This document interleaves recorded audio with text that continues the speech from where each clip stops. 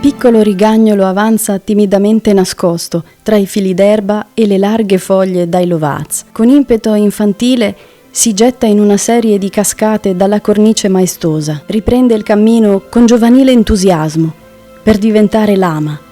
Lama dal fascino torbido, dalla bellezza fredda che nel suo incedere saettante taglia l'orrido del clapià. Ormai colmo dei tanti rivoli che ha incatenato sul suo cammino, ha un sussulto ed esprime tutta la sua arrogante bellezza. Nell'approssimarsi della fine assume un andamento di placida lentezza, accarezza Casiacco e poi Flagogna, prima di gettarsi stanco tra le braccia del tagliamento, e così nei secoli a ritmare la vita della sua valle. Il torrente Arzino è indissolubilmente legato alla vita del tagliamento, il più importante dei fiumi friulani, che ha conservato, unico in Europa, le sue primitive caratteristiche naturali. Alla stretta di Pinzano disegna su un letto di ghiaie candide un colorato intreccio di volubili rami d'acqua che vengono alimentati anche dal torrente Arzino, la cui vicina foce nasconde l'omonima valle.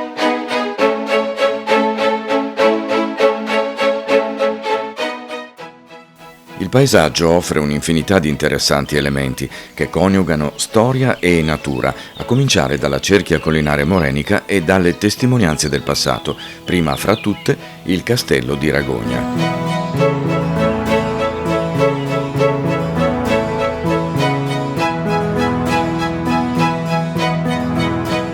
Questo castello sorge a est di San Daniele, in posizione strategica.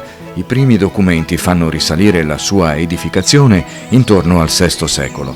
La sua posizione ha offerto da sempre un sito facilmente difendibile. A partire dal 1218 questo edificio tra alterne vicende passa sotto il dominio dei duchi d'Austria, del Patriarcato di Aquileia e della Serenissima, per essere definitivamente abbandonato alla fine del Settecento. Il suo recente restauro ha consentito di dare nuova vita anche alle sue splendide pertinenze.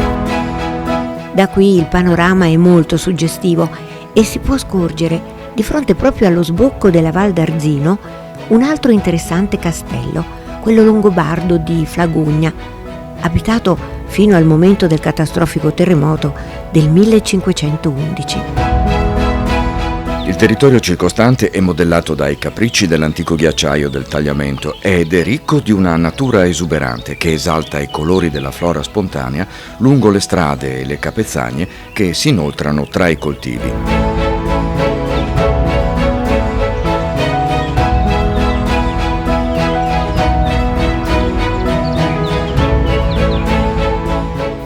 La Val d'Arzino inizia dove il torrente si esaurisce e rallenta la sua corsa nervosa nelle acque del tagliamento, poco sotto Flagogna e il Monte Pala, che chiudono l'orizzonte a nord. Il ponte dell'Armistizio al confine tra Forgaria e Vito d'Asio offre un primo contatto con la valle e il suo celebrato torrente, che qui perde la forza del suo originario carattere. Frassini, aceri, pini e faggi trasmettono i meravigliosi riflessi smeraldo che le acque sfoggiano nella loro lenta processione verso il tagliamento.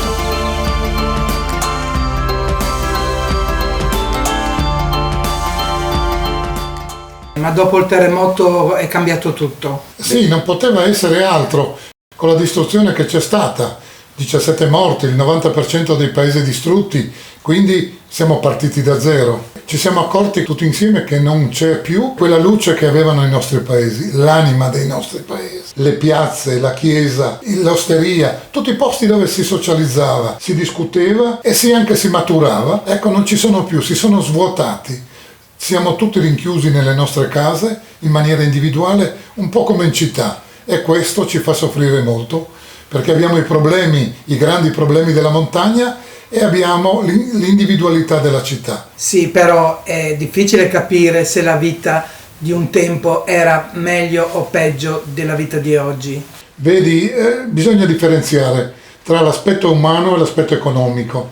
L'aspetto economico certamente ci porta a dire che è meglio la vita di oggi perché siamo più ricchi in tasca, però l'aspetto umano assolutamente no, era migliore allora. L'aspetto umano è un valore assoluto che copre tutto il resto. Quando tu nelle difficoltà sei solo, hai un'aspettativa veramente povera, e questo ormai ci siamo ridotti, ricchi in tasca però poveri nel cuore, e questo è un peso molto grande per paesi come il nostro. Appena fuori dall'abitato di Vito d'Asio, un curioso e piccolo paradiso per i climbers sembra essere tra i più facilmente raggiungibili in senso assoluto. Non è necessario infatti alcun avvicinamento a piedi. Indossata l'attrezzatura, siamo già in parete. È la palestra di roccia di Masarac, costituita da un solido calcare a tratti molto articolato, sul quale si contano oltre un centinaio di vie di varia difficoltà, che soddisfano sia gli arrampicatori esperti sia quelli alle prime armi in tutta sicurezza. Dalla palestra di roccia la strada si inoltra nella valle, dentro numerose gallerie, seguendo il torrente, che in questo tratto si approfondisce in uno stretto canyon, sulle cui pareti una fittissima compagine di latifoglie scivola in basso fino a toccare le sponde dell'Arzino. Una delle principali risorse di questa valle è un eccezionale patrimonio forestale, o più in generale una natura che è stata sapientemente conservata grazie alle tradizioni e alla cura del bosco, tramandati di generazione in generazione.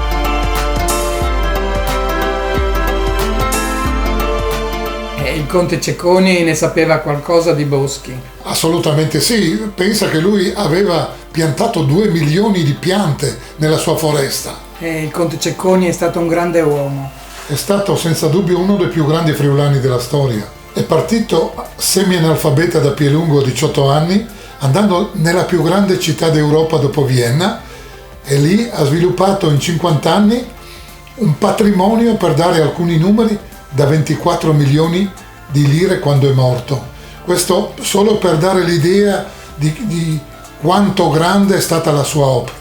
Il suo campo d'azione sono state le ferrovie, ed ha avuto anche molta fortuna perché le ferrovie erano in piena espansione, però il suo genio si è applicato a delle opere grandiose, opere che non solo gli hanno fruttato miliardi attuali, ma soprattutto la riconoscenza dei potenti.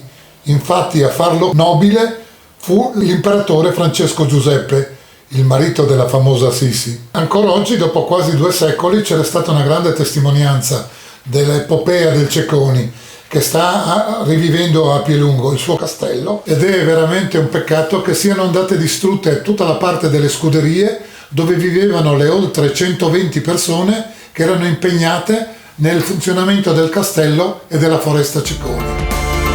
L'unica strada della valle si snoda su ripidi versanti che si affacciano talvolta su scenografie di grande fascino in cui l'Arzino e i suoi modesti affluenti recitano un ruolo importante. È un mondo di piccole cascate, anfratti di roccia, corolle multicolori, pozze naturali in cui si specchiano le fronde degli alberi. Non lontano dalla strada, prima del bivio per Pielungo, il torrente mostra uno dei lati migliori, in un luogo chiamato Curnila. È una stretta gola scavata tra rocce levigate, in cui l'acqua è incredibilmente turchese. Di questo spettacolo della natura ne hanno parlato perfino il Financial Times e altre prestigiose riviste internazionali, che lo hanno descritto come un paradiso unico in Europa e 12° nella classifica degli ambienti più belli per la balneazione. La Val d'Arzino soffre di un vistoso spopolamento che ha lasciato il silenzio in molte delle piccole comunità disperse tra i boschi e, laddove magre radure hanno consentito anche negli ultimi decenni, la continuità del duro lavoro dei contadini. I pochi terrazzi erbosi sono abitati ancora oggi da gente laboriosa. Sono rimasti in pochi, per la verità, armoniosamente abbarbicati alla terra, nonostante i disagi, con le poche risorse della montagna. Ma io che alle 41 anni so io vivi. A me è piaciuto vivere su.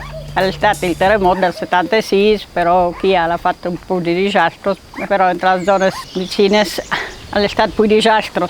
Qui è un di disagio, qualche volta me ne fissa a scuola, che mi porta io sulla provinciale ogni dì, però d'altronde ci sta anche ben su.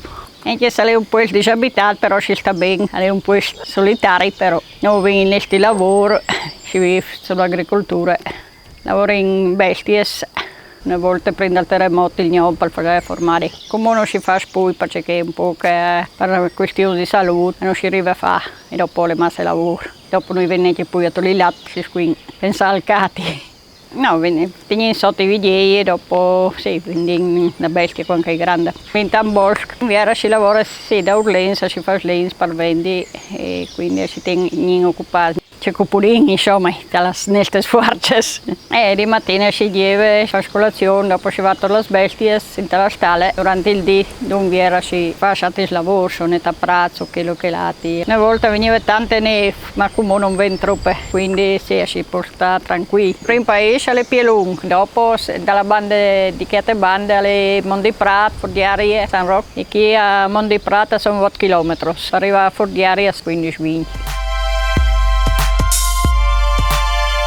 Il volo scomposto e capriccioso di una farfalla annuncia l'arrivo della primavera. La fine della stagione fredda è attesa con trepidazione da tutte le comunità vegetali e dai molti animali che popolano le estese foreste della valle. Qui l'aroma del legno e i profumi delle 1000 aggregazioni floreali assumono con la pioggia di marzo una delicata fragranza che si fonde con i misteriosi vapori che si materializzano tra le giovani foglie del faggio, tra i muschi bagnati e i tronchi secolari. Peccato però che la maggior parte della gente se ne sia andata dalla valle. Vedi, la piaga dello spopolamento, il terremoto l'aveva, nelle poche cose buone che aveva fatto, l'aveva un po' bloccata, però finita la ricostruzione, finito il lavoro, di nuovo la gente ha dovuto ripartire per trovare una soluzione di lavoro. La speranza è di mettere i presupposti perché possano almeno in parte tornare. Sì Piero, la gente se n'è andata, però la natura ha ripreso i suoi spazi. Vedi Isa, è naturale, è una conseguenza logica dello spopolamento. La gente piano piano abbandona il territorio e la natura non perdona. Abbiamo camminato insieme a lei, ci ha dato i frutti per vivere, per sopravvivere. Ora che la stiamo abbandonando, lei si volta contro e pertanto il territorio, vedi, è completamente abbandonato e i pericoli che ne vengono per noi ma anche per la pianura. È vero, infatti tutti i boschi sono abbandonati. I boschi che abbiamo, oltre ad essere abbandonati, sono boschi di poco valore e pertanto non attirano investimenti in questo settore e sono ancor più abbandonati e lasciati a se stessi. Sì, i boschi sono abbandonati ma soddisfano l'esigenza di chi vuole immergersi in una natura incontaminata. Dentro alle fitte foreste pulsa l'anima di questa valle che mescola non soltanto i profumi ma anche i colori di un sottobosco ramato che contrastano con il verde brillante delle faggete che sono disseminate da un'esplosiva miscellanea di eburnei massi calcarei che paiono silenziose anime pietrificate. Tra i boschi si aprono liriche radure che ospitano un'infinità di isolati casolari che traggono il nome proprio da coloro che li hanno abitati in un passato senza tempo. Io abito a Battaias da quasi 3 anni e sono veneta. Non avrei mai immaginato che ci fosse un posto meraviglioso così. Io mi alzo la mattina presto, faccio colazione e le do da mangiare agli uccellini. C'è una nuvola di uccellini e la più bella cosa per me è di iniziare la giornata col contatto della natura. In questa casa qua una volta, tanti anni fa, abitavano 20 persone. Prima del terremoto penso, non so sicura, così mi raccontano, che sono andati via e un pezzo di casa qua è rimasta intatta. E il nome di Battaias deriva da un signore che abitava qui. Le erbette del bosco sono meravigliose. L'ortica ha un profumo di minerali. Dal timo del bosco, che quando vado a passeggiare da lontano sento il profumo. Qua tutto è sano. Vado giù una volta alla settimana giù a San Francesco o a Vito d'Asia, però non ho la necessità di andare giù perché mi sembra di rubare del tempo prezioso a sta meraviglia che c'è qua intorno. Non parliamo di fiori, ne trovi, ne vedi che è perfino peccato a prenderli, li lasci lì. Io dico sempre, sono la guardiana del borgo perché c'è poca gente. Quando passa una macchina la sera vado a controllare se tutto è a posto, perché mi sento un po' responsabile di sto piccolo borgo. Non ho la necessità del contatto umano, perché sono già a contatto con la natura e questo per me mi paga moltissimo. Io vivo una vita da friulana. Ho la carriola, che a casa mia non c'era. Sono molto orgogliosa di prenderla, che vado a prendere la legna e mi sembra di essere una ricca. In questo borgo c'erano delle latterie e facevano i contadini e portavano le mucche al pascolo, vivevano così, però erano tanti anni fa e facevano fatica a vivere, per cui sono andati a emigrare. Io mi sento una privilegiata di essere qua e ringrazio il cielo la mattina, dico sempre grazie di questo mondo. Qui anche le pietre parlano e anche i profumi parlano e mi danno la risposta di tutto quello che io vorrei dalla vita. L'attenzione riservata al bosco e l'amore per gli alberi è ancora oggi con gli scarsi mezzi dei singoli, un'attività importante per i pochi contadini rimasti, che con fatica raccolgono in cataste ordinate il legname portato a valle, un ordine che richiama alla mente la semplicità e l'umiltà di una vita quasi improponibile nella società di oggi. Clauzetto sfiora marginalmente la Val d'Arzino. La sua posizione dominante a oltre 500 metri di quota rende questo piccolo paese, interamente ricostruito dopo il terremoto del 76, un pulpito dalle vedute molto ariose sull'intera pianura friulana, divisa in lontananza dal solco del tagliamento. Fanno corona a Clauzetto un rosario di montagne dalle forme arrotondate e dalle quote modeste, in cui si nascondono antiche e romantiche borgate che si affacciano sopra numerosi siti naturalistici di impronta carsica. Le grotte verdi di Pradis, sull'omonimo altipiano, sono certamente più spettacolari e offrono una visione unica, di una forma incantata, fatta di cavità, torrenti, cascate e archi di pietra. Un vero gioiello della natura, custode di preziosi reperti preistorici e geologici. A Pradis e a Pielungo le testimonianze tragiche della Grande Guerra sono ricordate con la sensibilità e la semplicità della gente di montagna. Però oltre a Castello, qui a Pielungo abbiamo altre testimonianze della storia. Sono testimonianze che sono riferite alla Prima Guerra Mondiale. Pielungo non era il centro del fronte. C'è stato a Pielungo uno scontro occasionale che per 3 giorni in quel lontano 1917 è sembrato che l'inferno fosse sceso in paese. E in quello scontro tra gli austriaci e gli italiani ci sono stati veramente tantissimi morti. E a testimonianza di questo, dopo 100 anni, ci sono ancora diversi cimiteri che ricordano quello scontro. La pitina è un salume affumicato tipico delle montagne della destra tagliamento, nel quale la carne di pecora è un ingrediente fondamentale.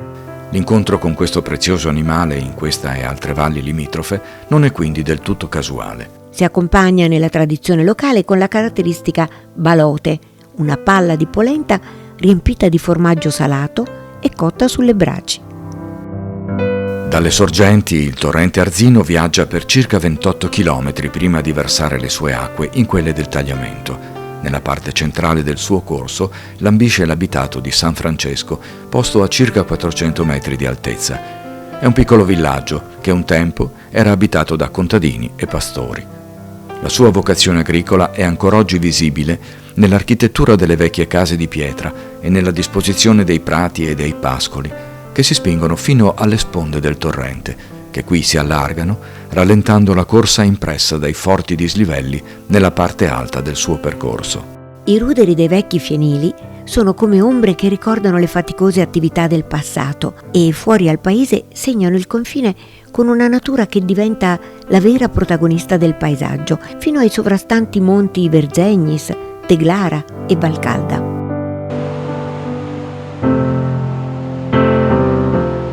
Il torrente Arzino mostra l'irrequieto carattere dettato dall'orografia e dai numerosi salti a cui è costretto in un canale che evidenzia la storia geologica della valle. L'Arzino ne ha viste tante in questi ultimi 2 secoli. E non poteva non essere così. Gli dà il nome alla valle prima di tutto e poi per molti periodi, soprattutto durante le guerre, ha dato da mangiare con le sue trotte alla gente di questa valle. Da secoli ritma i tempi di questa valle. Vedi, una cosa particolare dell'Arzino è che ogni paese che attraversa ha una forma differente dall'altra. Dall'impeto che c'è lungo la Regina Margherita alla placida lentezza che c'è a Casiaco e Flagonia. Tutta poesia per noi. In questa ideale porta che divide la zona prealpina dalle vallate carniche, il letto dell'Arzino si fa via via più angusto e si approfondisce dentro a solchi di roccia sempre più evidenti e più rumorosi. L'ampia sella Chiampon nella valle di Preone divide la valle dell'Arzino da quella del Tagliamento a nord e separa il massiccio del Monte Verzegnis da quello del Monte Valcalda. È in questo ambiente bucolico fatto di stavoli e ricchi pascoli, proprio sopra il piccolo villaggio abbandonato di Pozzis, che nasce il torrente Arzino. Minuscoli rivoli d'acqua si intrecciano tra l'erba e segnano l'avvio di un percorso tumultuoso che diventa via via più spettacolare. L'acqua abbandona con forza i tortuosi cunicoli sotterranei, alimentati dalle frequenti piogge e dalla fusione dell'ultima neve primaverile, e sembra voler sfidare le rocce che si oppongono alla sua corsa. Per millenni il calcare è stato plasmato, levigato, intagliato dal flusso continuo dell'acqua che ha generato nella roccia forme bizzarre e singolari. Le cascate dell'Arzino sono un piccolo palcoscenico dove i fenomeni naturali legati all'erosione danno spettacolo, seppure microscopico rispetto alle 10.000 fantastiche cascate dell'Islanda o di altri celebrati paesi, in cui l'acqua è l'assoluta protagonista del territorio.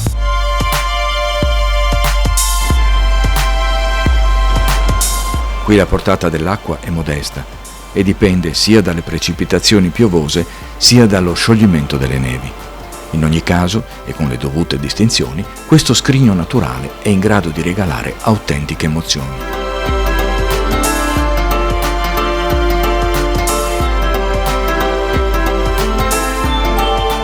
Le cascate sono generate non solo dall'erosione, ma anche dai terremoti, dalle frane, dagli smottamenti, e queste dell'Arzino sono forse l'espressione più genuina della forza del torrente, che incontra l'insopportabile e invisibile forza della gravità.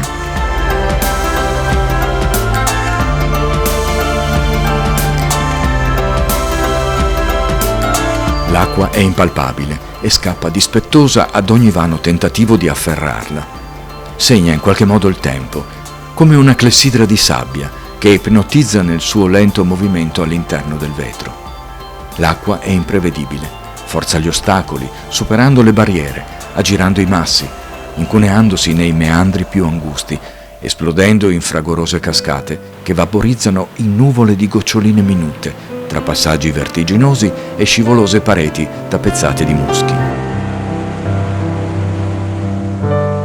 In questo tratto il torrente mostra il suo carattere ruvido, ma anche la narrazione poetica del suo percorso, che si esalta in quei segmenti dove la corrente rallenta per colmare le vasche di erosione, in cui l'acqua assume nelle sue fantastiche trasparenze una colorazione surreale.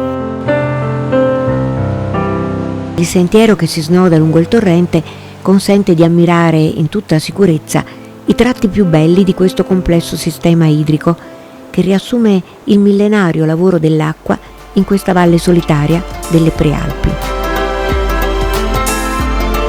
La Val d'Arzino racchiude lo spirito della gente umile e laboriosa, che in questi boschi e in queste montagne ha saputo vivere con rispetto, in perfetta sintonia con il volubile temperamento della natura. Sentieri, antiche borgate, icone votive, casere, stalle e pascoli restano i testimoni silenziosi per le future generazioni, per non dimenticare.